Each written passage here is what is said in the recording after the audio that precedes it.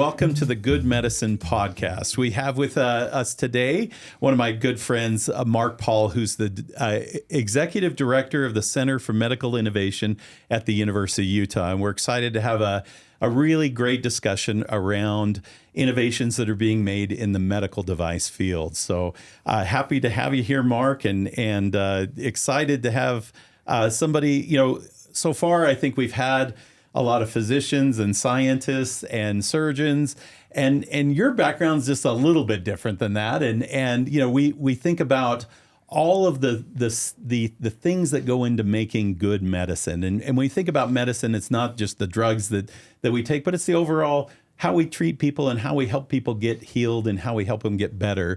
And if you think about what happens with medicine, and probably the most effective medicines we have are procedures that are done, where we bring a patient that has a condition and we have a medical procedure, a surgery, or some other procedure that allows whatever bad's happening to get out of the way and let the body heal itself. And that's one of the themes on Good Medicine is we talk about the best medicine is our own bodies. It heals, our bodies healing ourselves really is the best thing that we can do. But from your background and your experience, you come from the medical device field and from that side.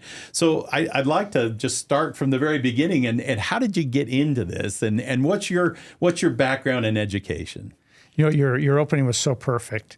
Every clinician, when they do a procedure, most people don't realize there's an industry partner associated with every physician specialty and every disease. Exactly. So it doesn't matter which body part you have from the top of your head to the bottom of your feet. There's physicians that focus on that area, but when they turn and ask for the device to either operate on the patient, to put some type of device in the patient, that all comes from an industry partner that's worked with that field for decades to both design and gain regulatory approvals for these devices.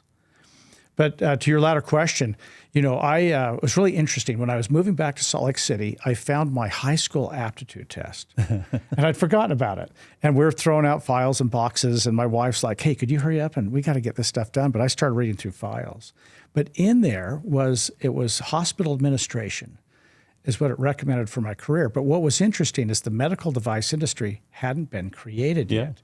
Yeah. It didn't start, but I remember answering business questions and clinical questions. And then I remember thinking, well, I don't even know what hospital administration even means. And when you're 18 years old, you're like, next, And I moved on, I found it, but I had to find it. So, I went to school at the University of Utah, and I was intending to be an attorney. I wanted to be a lawyer. And when I was student body president at the U, I started working with all the different attorneys on campus. And in my senior year, I kind of had this mini midlife crisis because what I saw them doing, which was important, critical work for the university, isn't what I wanted to do. I'd go in their offices, and there's piles of paper, and they're reading those little sentences, and they're editing these things, and they're in these meetings. And I thought, oh no, this isn't what I want to do. And that's when Procter & Gamble came knocking on my door, and they recruited me into sales and marketing, which I hadn't anticipated as a career path. That wasn't what you were thinking when you started. Not even remotely. And P&G, that's an interesting company. It's got Procter & Gamble does all kinds of things, consumer products, all the way to medicine. Mm-hmm. And what'd you learn there on the sales and marketing side? I can tell you, Procter & Gamble is one of the best run companies on earth. They were created right shortly after the Civil War. They keep evolving. They invented the word marketing. Yeah. They invented the first product that had a brand name, Ivory Soap, with the first tagline, "It floats." And it was really exciting. I was assigned to work in the paper division. Oh, interesting. So I found myself working on boy and girl diapers, Loves, Pampers. I became an Always Femme High specialist. I had Charmin, I had Bounty paper towels, and then later I had soap. But what I really learned was Procter & Gamble is exceptional at understanding customer need. That's what they're good at. They really hone in on what are those needs, what are the features and benefits of the product, and then marketing, branding. So all those things actually set up me as a professional to go into the medical device marketing and in the medical device market. Yeah, and so you made the jump from working on consumer-based products that, yes, in health and wellness type of field into a hardcore rapidly advancing area with Boston Scientific. And tell us a little bit about Boston Scientific. It's an interesting company and really revolutionary at what they were able to do many years ago and what they continue to do today. Yeah, it was an interesting transition, but it's really an interesting story. But it comes back to fundamentals of really understanding what are the needs and how do you design to help any customer have products that achieve their needs. So, I started with Procter & Gamble, and I went through their training and their leadership program. It was fantastic. My first son was born as an emergency C-section, and I'd never been in the OR. And, when you're going into that environment for the first time, and by the way, I should mention that my wife is a labor and delivery nurse, and this is her team. And I thoroughly embarrassed her at every step of the way because I'd never really been in that medical environment. And hospitals, to me, when I was growing up, was where your grandparents die and where babies were born and everything in between. I didn't understand, and they smelled funny, and I just sort of avoided it, all of it. But walking into that OR, you don't know if you're going to pass out or get sick.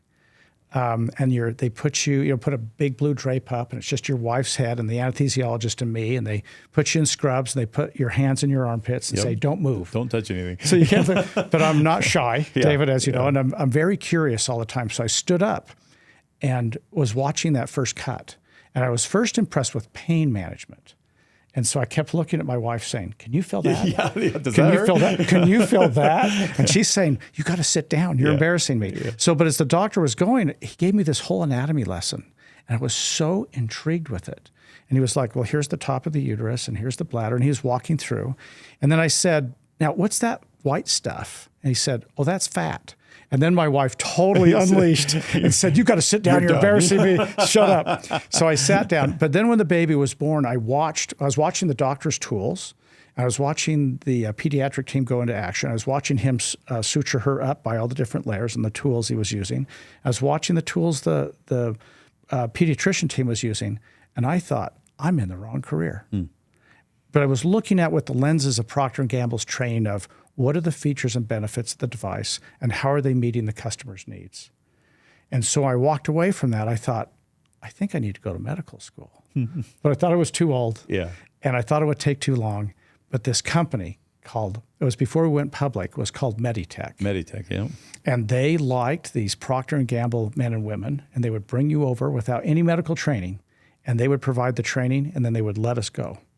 And that's why I stepped over to Boston Scientific. That's incredible. And you happen to be there at a really, really interesting fantastic time. Just an incredible, so for the listeners, Boston Scientific really helped bring in a real revolution for the treatment of cardiovascular conditions. Back, Mark and I are similar age, so we remember when our grandfathers or fathers, they have heart problems. They had open heart surgery. They had bypass surgery.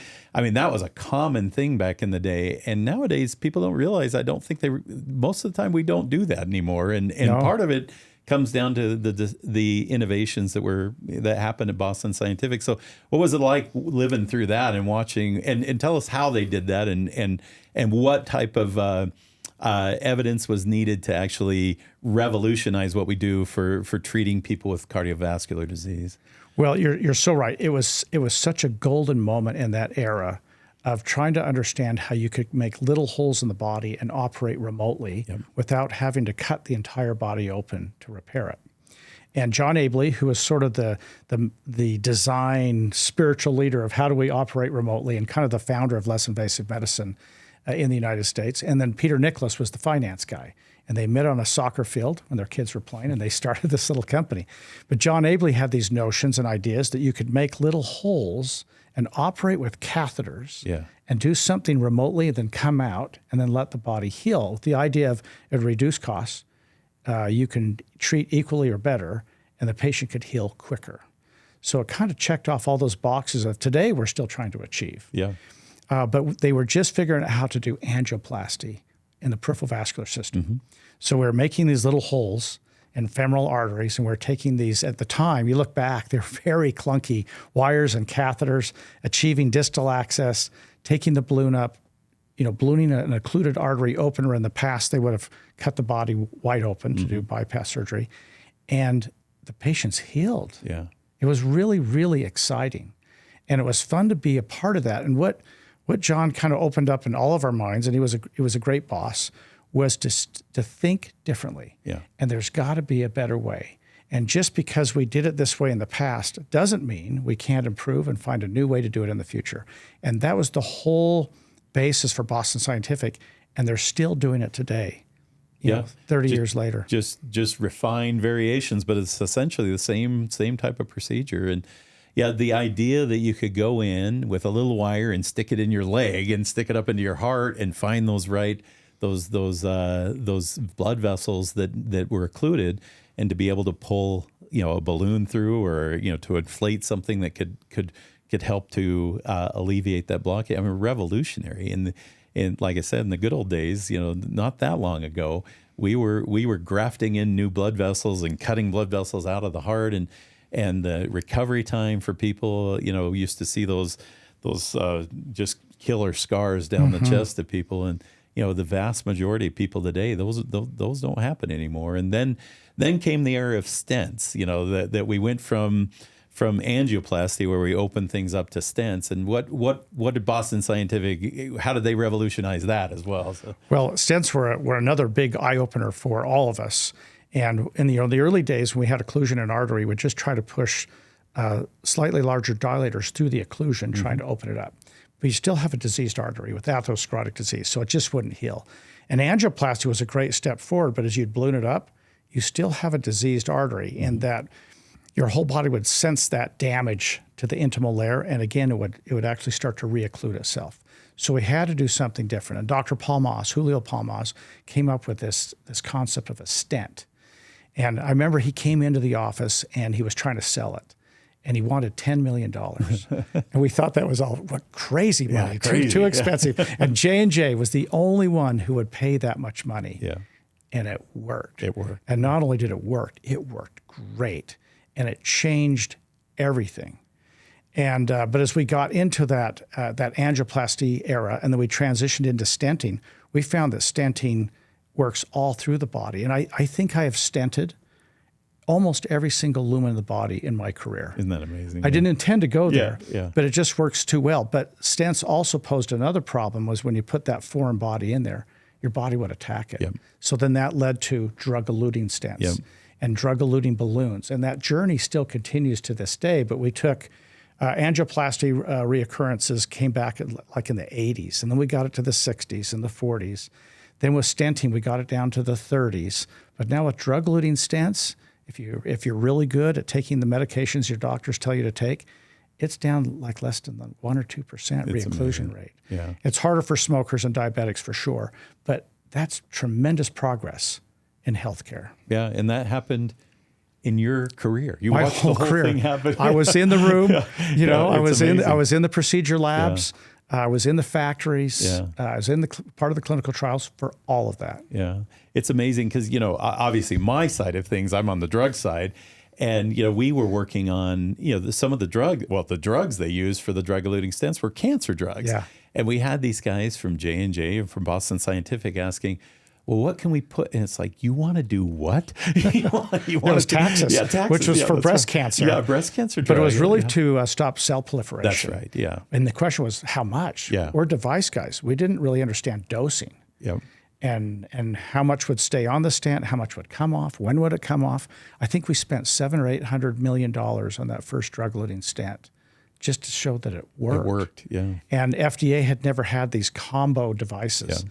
It was both a drug delivery, a device, and a drug. Yeah. All kind of combined in this one concept. Yeah, it's remarkable, and I know J&J was using another cancer, or actually not just a cancer drug, actually a transplant rejection drug as well that they put on their stent. But you know, at the end of the day, I think the Taxus stent was the winner. I think Taxus everolimus is great. Yeah, everolimus. They had different mechanics of action. Yep. Mm-hmm. But they both proved themselves out. Sometimes you'd see one work better in a diabetic patient, or one will work better in a smaller vessel.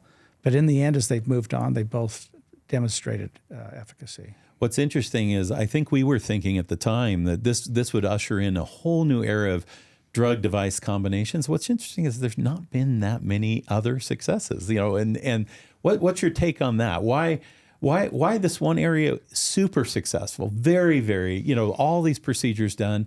And we were thinking, wow, this is going to be the new frontier of taking devices to locally deliver drugs to places where there's disease. Why haven't we seen more of it? It's been very limited for sure. And we thought it would continue on as well. Even for isolated drug delivery, we would take different catheters up into the liver, and we would occlude the liver, and we would inject different chemo agents and hold it there. There was some promise there, and I think they still do some of that today. But other drug combo devices just haven't panned out as well in other parts of the body as they did in the vascular system. Now, with one caveat, there was recently approved a drug-eluting balloon for BPH, prostates. Yep. And it's worked really well. And for a startup they were ex-Boston Scientific guys. So they're great balloon people, and they knew how to put the coating on, but they applied it to non-vascular application. And for a startup to go all the way through a 5-year trial and demonstrated really good results and getting custom codes from the U.S. government was really impressive. So now you have a new way to treat prostates, but I think that's the only one I've really actually seen that went all the way with clinical data. Yep. I don't know if I have the answer to your question. Yeah. I think the body just didn't respond in other areas of isolated drug delivery. The drug would wash out. But when you have atherosclerotic disease and we could plant it right on the spot, we found success there. BioHive is a nonprofit building the future of healthcare innovation right here in Utah. As one of the nation's fastest growing life science industries, they bring together scientists, entrepreneurs, students, and companies to create breakthroughs that save lives and strengthen our economy.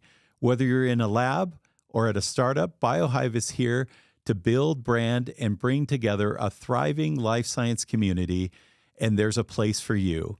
Learn more, get involved, and see their latest happenings at biohive.com. Maybe that's the answer, where we were able to, because we had such good diagnostic tools to be able to identify where these occlusions were, where these where the actual disease was active, and be able to deliver it right there. And so many other diseases in the lung, the liver, the kidneys, it's a little different. There's even though it's localized to the organ, it's hard to pin down the exact same, this is the exact spot to put something. So maybe that is the answer. But it's I think we all had high hopes that it's like, oh my gosh, this is going to be the future, and this is what's going to happen. And I think maybe we haven't.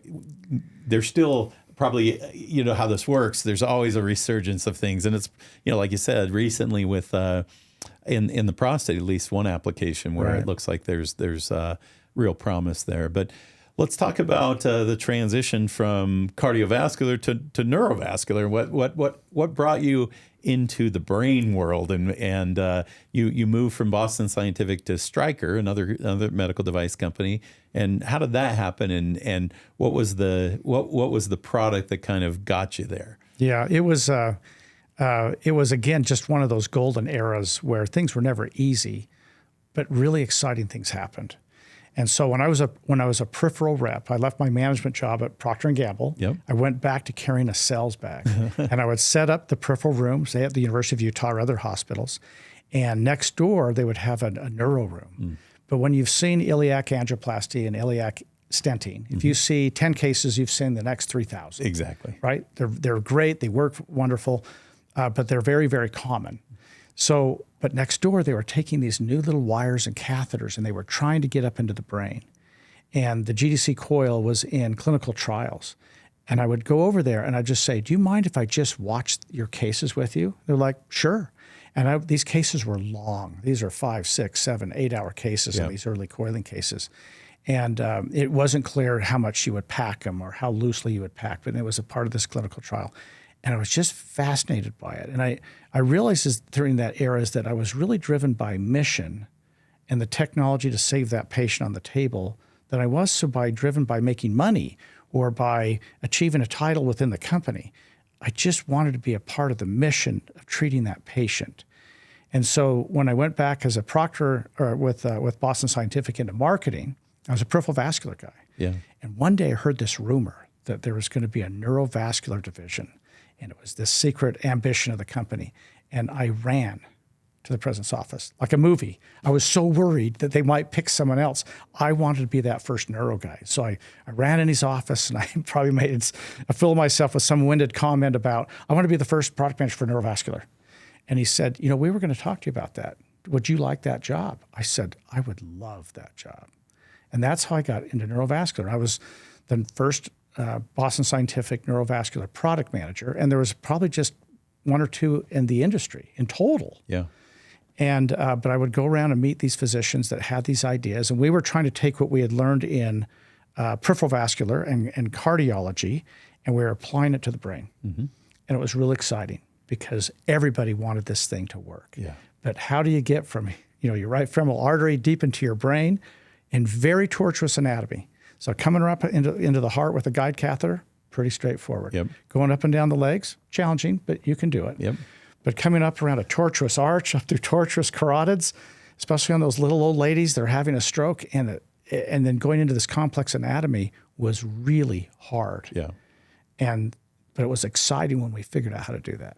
Yeah, it's incredible. And just to think, I don't know, once again, whether everybody appreciates how amazing and how far we've come, obviously with cardiovascular, with the heart, like you said, it's the heart's at the end of the day, it's a pretty simple organ. It does its job really, really well, and it never gets tired. It pumps all day long every day, but it's pretty straightforward what it does. And being able to say, oh, here's where a problem is, where we're not getting enough oxygen in the heart because we've occluded some of these vessels, opening those up. Okay, that all.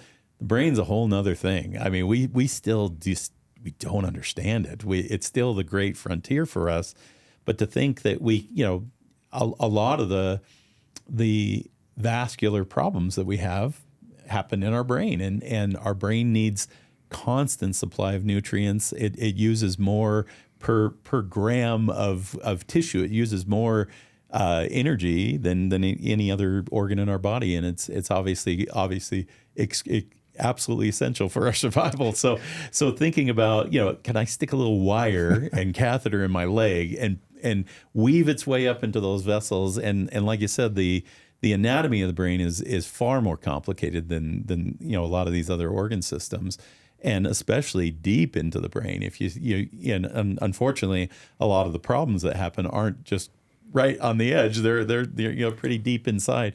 But tell us about the progress that you made. So you were at Boston Scientific, and then how did you end up at Stryker, and how'd that happen? Well, first, Boston Scientific was in that battle, Yep. and we were going remotely. So think about our products; they're approximately 5 feet long. Yeah. The wires are not much larger than a hair on your head. Yeah, amazing. You're going through little microcatheters with lumens about the size of a pencil lead. And you're trying to navigate up your aorta, up around the arch. And your arch sits higher in your body, to your point, and it's pounding oxygen into your brain. Yep. 67% of your blood enters your brain every 13 seconds. Amazing. And when you have a stroke, you're losing 2 million neurons a minute. A minute, yeah. And when your penumbra dies, it's dead. You're done. Yeah. And so it's all a race about time. So you have to get up there as fast as you can. But we had to also beat surgical clipping, where they would go through your skull this way. And the requirements of the products are so challenging because it's a lot of left, right hand turns. So you're torquing the wire, you're driving the catheter. And then once you get up in the dome, we had to invent these, they're called the GDC coil was the first coil, the Guglielmi detachable coil by Dr. Guglielmi, a researcher at UCLA. And we'd place the coil up there and we just would try to pack it off as best as we could. But that anatomy and that challenge I was just talking about, while we're doing that, the patient's dying. Yeah. So you're trying to move as fast as you can, trying to save as much penumbra as you can. And, 63 to 65% of our patients are females. Yeah. And stroke really is a female disease. And more women are impacted by stroke than all female cancers combined. Isn't that amazing? Yeah. And it's really shocking. So I would see these women on the table of all ages, from young to very old, but I would think how my family would work. And I think this is where the mission became more and more powerful for me. Is I would think about, well, if you took out my wife and my mom and my sister and my aunt and my daughter, my family would stop functioning. Yeah. And I realized that there was a whole family attached to these women on these tables. So that mission became powerful, and that was really the driving force for all of us. But we Boston Scientific bought a startup called Target Therapeutics. They got FDA approval in 1995. We had all the access products. They had the coils.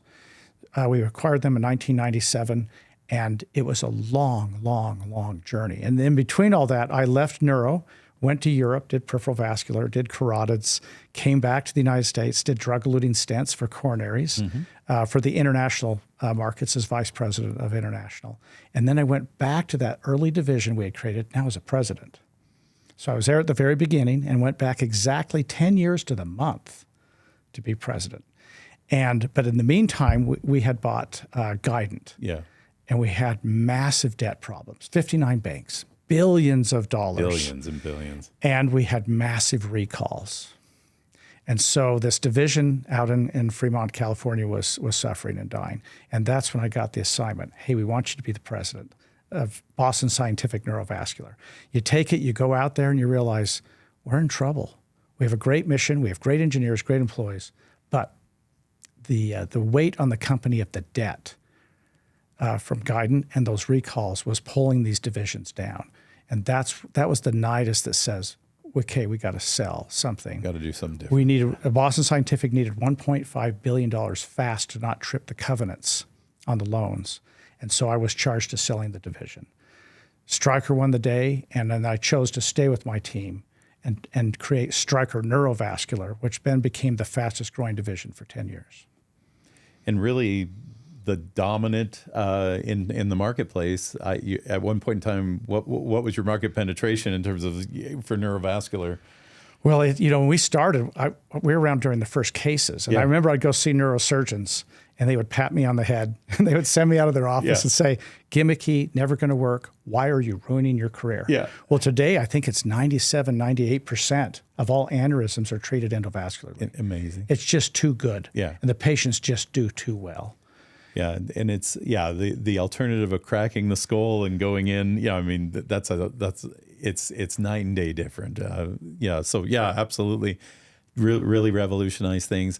So let's talk a little bit about stroke. So you mentioned about the challenge with stroke, and we've made a lot of progress on getting access to, especially ischemic stroke, where you have a clot that's occluding a blood vessel in the brain. So you can get there and you can remove it, but it's been disappointing, the outcomes. It's like, well, we can get there faster. We can, but you look at long term, it hasn't changed as much as you hope it had. And what do you think's happening there? And what's the future for stroke treatment? Yeah, you're right. There's about 800,000 strokes in the United States every year. 14 or 15% of them are hemorrhagic, and the aneurysm side, that's where we started. Yep. But the bulk of them were these ischemic clots. And it was complex. And there was little companies that were trying to put in little corkscrews and pull them out, and sometimes it'd work, sometimes it wouldn't. But the real breakthrough came when we were actually trying to figure out how to better stent the brain for intracranial atherosclerotic disease, ICAD, deep in the brain. And we would put the stent in, but if the stent didn't land in the right place, we'd pull it out of the body, and there was clot hanging all over it. So we're thinking, well, wait a minute. So we had discovered this, and we were feverishly working on trying to figure out how do we put, in essence, kind of a stent-like structure on a wire, so stent on a stick. And then we went to this meeting in Europe, and I remember this German doctor got up and a Spanish doctor got up, and they had discovered the same thing. They said, hey, I pulled this clot out by a competitor. Yeah. I used the stent that was supposed to go over the neck of an aneurysm. It didn't fit right. I pulled it out, but all this clot dragged out. And we thought, oh, it's out. And then it was this all-out race. But our first trial was called Mr. Clean. We did it with these Dutch doctors in Europe. It was so profound on the outcome, it stopped every trial on earth. Interesting. Yeah. So when the DSMB, lead calls you and says, we need to stop your trial urgent, you're thinking, oh no. Bad things. Bad things. We're hurting somebody. But it was the inverse. It was so good, it was now unethical to not give to randomize. Yes, yeah. And we pulled those clots out. So we did, so from the early part of my career, stroke, both hemorrhagic and ischemic, it was the third leading cause of death. Today it's number 5. Yeah. It'll keep going to number 6. The challenge we have is how quick can you get the patient to the hospital? Yeah. Like I mentioned, you're losing that penumbra. It's dying, 2 million neurons a minute. If you get there quick and we get up there to the clot fast, we can get to the clot sub 10 minutes. Yeah. We can pull it out. But if that clot's been there for 1 hour or 24 hours, it really varies on that. And then also the patient's overall health Yep. comes into play. But stroke is just a very, very complex disease that involves overall health of your body. But it will continue to improve.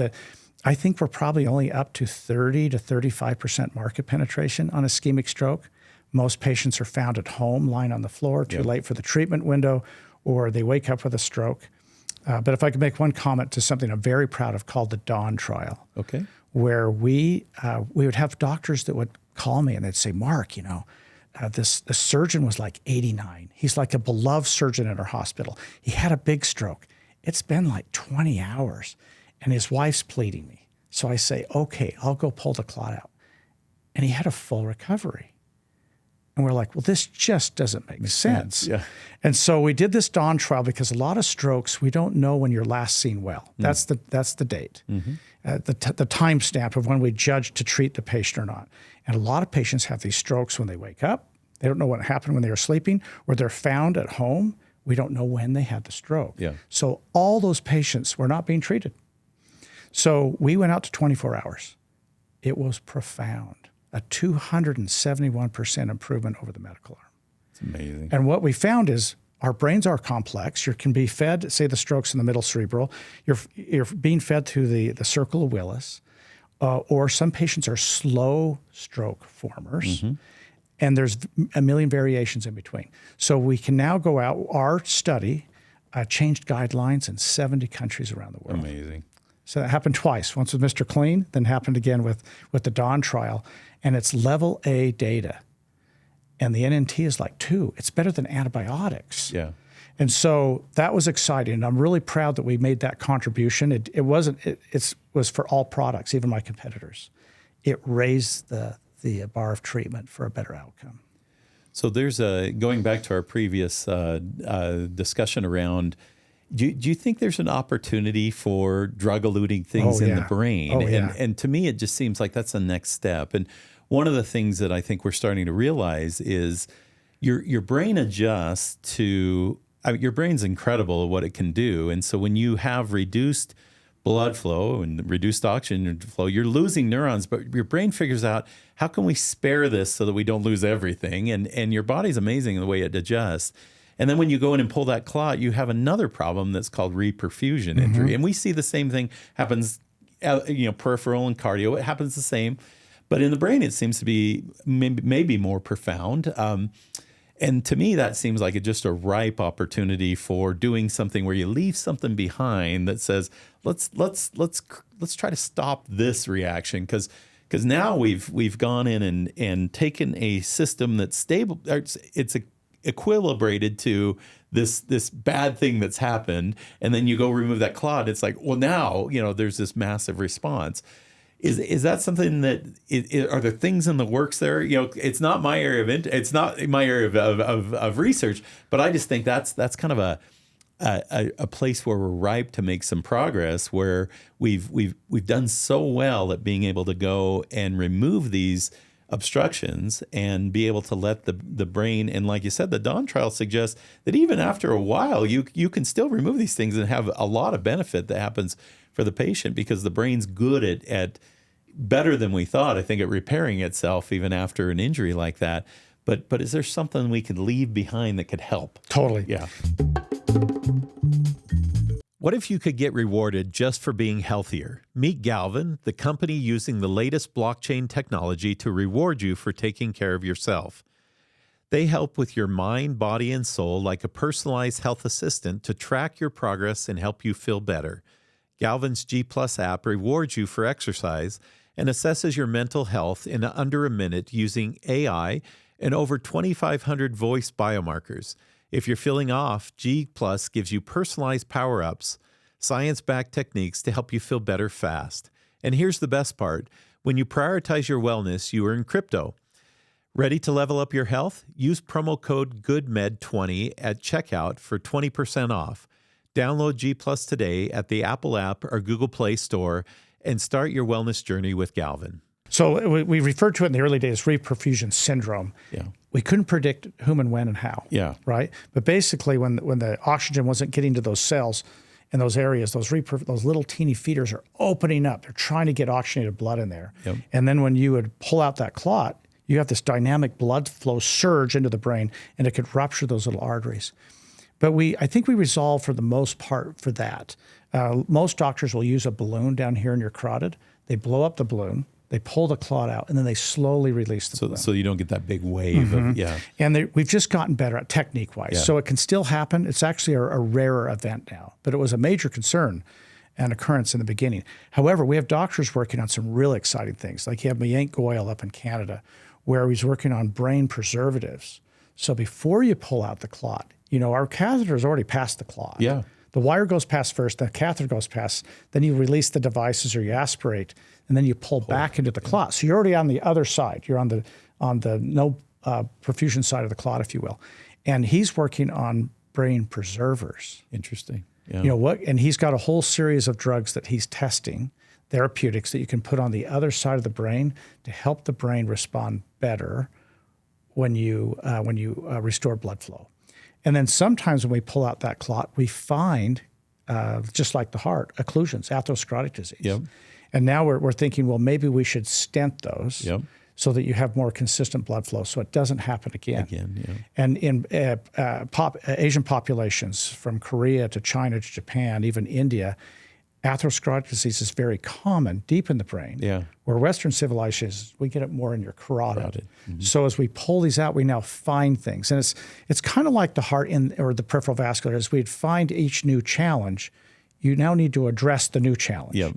And I think that next challenge for stroke is, how do you remove the clot safely and quickly? How do you preserve the brain pre and post? And we used to use a lot of urokinase and drug blood thinners, IVTPA, and they work. Yeah. But for me, if I was a patient, I actually want that after the procedure, not before. Because as you're pulling clots out, little pieces of debris, fresh clots have formed, and they shower deep into your brain. Little microembolism. For me, I think there's now studies going on where they do application of IVTPA deep in the brain after the procedure to try to clear up those little DWI hits. Yeah, that makes a lot of sense.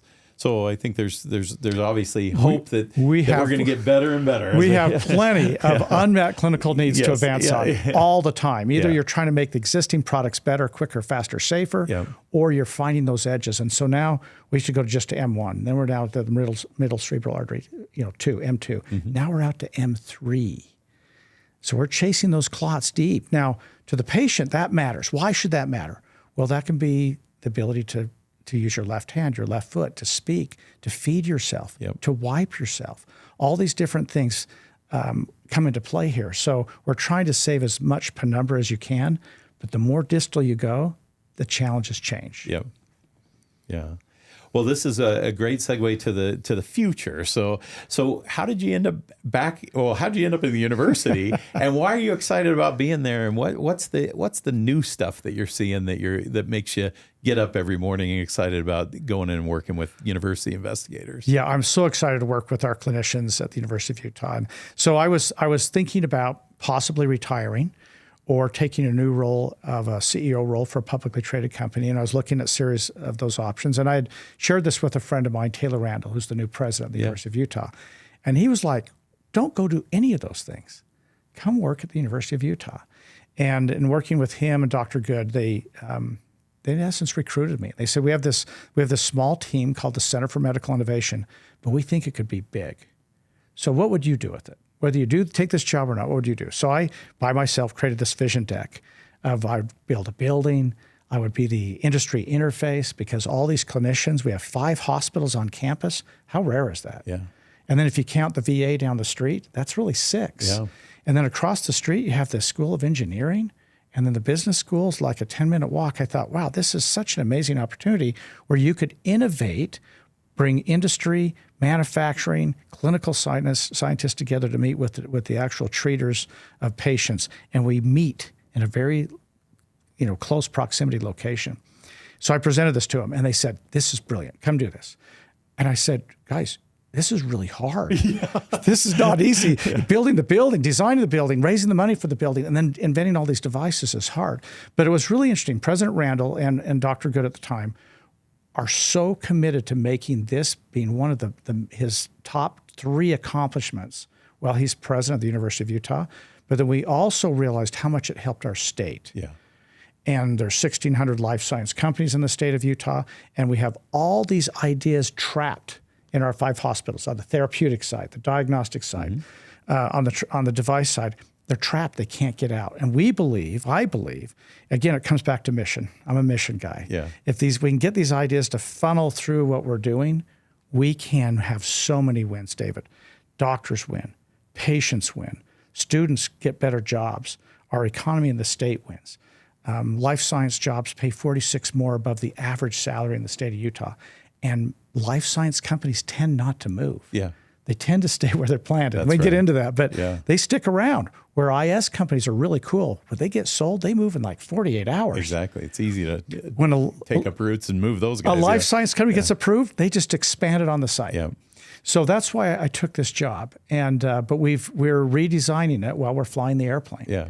And we've gone from 1 project to 22 R&D projects. Now we're very medical device oriented. Yeah. But to my therapeutic friends, let us play a subservient role to you. Let us be, how do you contain it? How do you ship it? How do you inject it? How do you hold it? What will the doctor's hand be doing when he or she does something with it? Yep. That's our job. That's exciting. And we want to do something cool there with your side of the fence. Imaging's in the state, and that's always there. We have BioMaru, our life diagnostics company. We have ARUP in the state. We have it all here. It's all here. Such a rare opportunity. So I think we're in this golden era in the United States. I think we're in this golden era for Utah where we can build and design just about anything you can think of now. And then we have to prove it out. We have to do our clinical trials. You have to do it the right way. I'm a big supporter of FDA and what they do to keep us all safe and protected. Let's follow those processes. But I think we can improve healthcare right where we stand today on campus. Yeah, I think you and I have exactly the same vision there. That it's always frustrating when I started my career as a bench scientist. I'm there, looking at basic biology, and you make a discovery and you say, hey, this could have an impact on some disease, but usually that's the last you ever hear of it, right? In terms of we get these high profile publications in scientific journals and say, researchers at whatever university, the University of Utah or wherever, have made this discovery that could lead to a new way to treat this.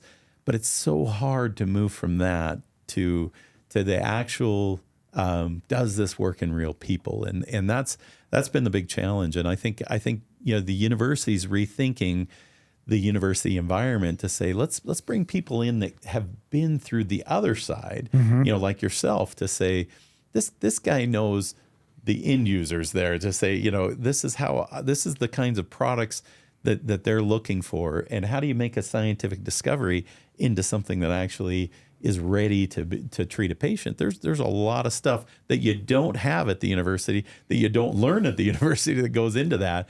And I think bringing in people with that type of perspective and expertise just opens up new possibilities. And there's obviously some technology breakthroughs that have happened. The prototyping of medical devices, it used to be so hard, and there were just few places that could fab things for you, and it was expensive. And tell us today, like at a little place at the university, what you can do in terms of prototyping that you couldn't do 15 years ago or 10 years ago. David, you so described the scenario so perfectly. It was hard because we didn't have the base materials, nor did we have the abilities to work with base materials. We were so limited in what we had.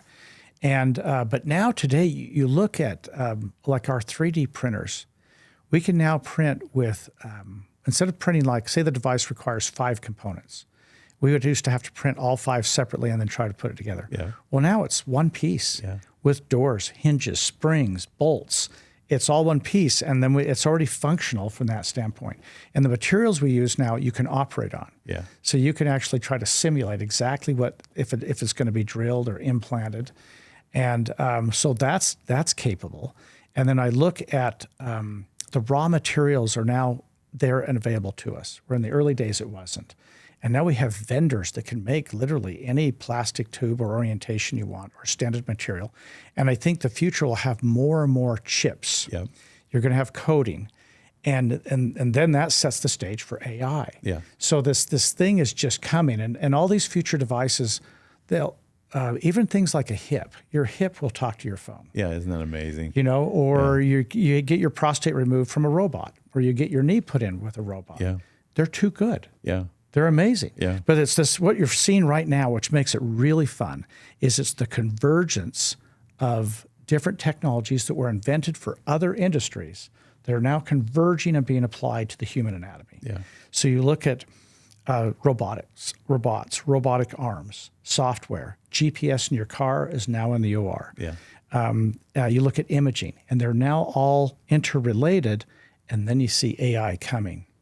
So you can say, well, I've treated, 200 knees in my life, but this AI robot that's coming has 30,000, 40,000, 60,000 data points from patients that are similar. Yeah. It helps you make better decisions.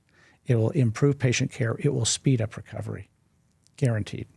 And so I think this world is coming, and it's really, really exciting. And lastly, I just think this next generation is born into innovation. Yeah.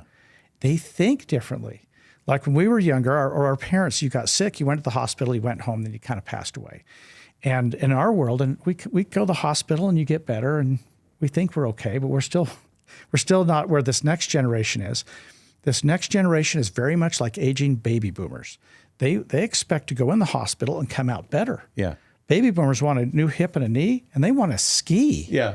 Right? They're like, hey, I'm not going to sit around in the lazy boy like my parents did. Yeah. I'm active. And this younger generation, they expect to be healed. Yeah. So there's a different expectation that's being placed on our healthcare systems, along with we don't have enough hospitals and doctors for the aging baby boomers that we have. Yeah, it's I tell everybody that necessity is the mother of invention, right? When you don't have another alternative, you have to make it happen. And so, I mean, we're dealing with challenges and with expectations that we've never had before, and it forces innovations to happen, which is great. And it's amazing. I think when we were young, we watched the Star Trek, and we thought, wow, when we're older, this is going to happen. But to be honest, some of that stuff is happening, right? I mean, with the idea that we're going to have medical devices that are smart, that are going to measure our recovery and our activity and be able to support and help with our healing and recovery. I think it's incredible. And that's not in the future. That's happening now. I mean, those things is. are. And robotic surgery sets the stage for remote surgery. Yep. Now, you may not have a clinician there. That's one of our challenges. But you could do a Da Vinci on the other side of the world, or a Mako robot from Stryker in space. You can do that today, but you need to have the infrastructure that supports that remote site. But it's coming. It's coming, yeah. And it's coming fast, and it's exciting. Yeah, I think it's one of the, being in the healthcare world, it's, we have made so much progress and made so many advances, and not everybody has access to those things. It's frustrating to think there are people on this planet that unnecessarily suffer from conditions that can be treated easily if they were in the right place. And really the, democratization of healthcare is one of the challenges in the world today is how do we make it so that everyone has access to the best care possible. But these new technologies, I think, they're going to enable this. And like you said, if there's the one guy, the one surgeon in the world that has the expertise to do a procedure, and if you're wealthy enough, you can get access to this guy, that's not fair. And I don't think anybody likes that. There's no good answer for that. That if I can't jump on an airplane and fly to MD Anderson Cancer Center and get treatment with the best cancer doctors in the world, I love the idea that our new advances are making it so these technologies will be available to everybody, and I'm hopeful that that's just right around, and it's happening, and it's just right around the corner for a lot of, I travel all over the world, and people are people, and people that are suffering from conditions that they shouldn't suffer from. It's that to me is the one of the greatest challenges that we face, and being able to help bring technologies to new places. But that's that's one of the things when people ask me, well, with all the bad stuff happening in the world, what makes you hopeful? Well, that stuff that creates hope for me, is that's not far away. We can be able to provide access to things that have never, to populations of people all over the world that never had access before. And we're seeing it happen. It's happening right now today. So it's fun to be part of that. And I think that's part of the thought of medical innovation isn't just, how do we translate science, but how do we give everybody access? How do we make it easier and faster and cheaper? And working with doctors and regulators and companies that are going to help bring these. I think that's part of the exciting things that are happening in the world. With all the stuff that people get worried about and depressed about, I think there's plenty to be helpful for on our side. And that's what good medicine is all about. That's why we like to have these discussions, so that people can see that there is hope, and not for the distant future, for the near future, that this stuff is happening today.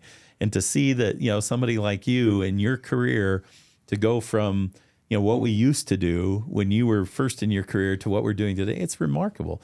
Sometimes we lose track of that because we were involved in it and we've seen it. And so you don't have that perspective, but you take a step back and you look and say, why, my goodness, look at how far we've come.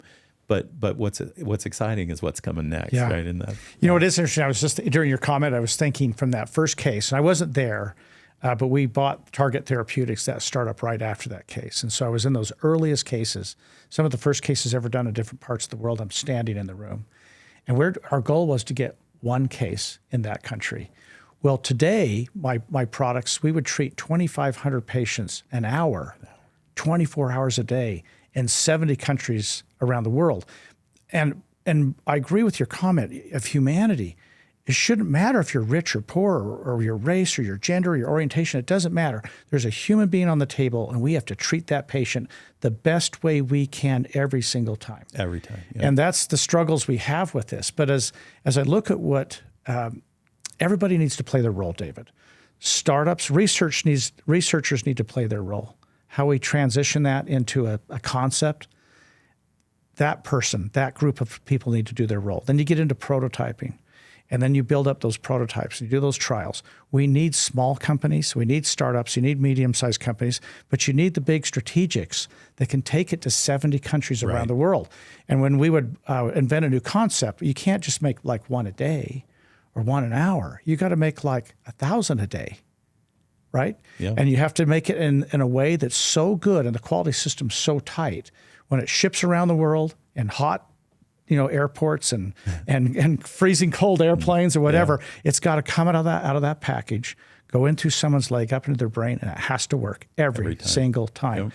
Yep. But big companies can do those things. Yep. They can scale up. They can get regulatory approval, everybody's versions of the FDA. I had 70 of them. Yeah. And you have to get those approvals. You have to do things the right way. You got to go through the front door.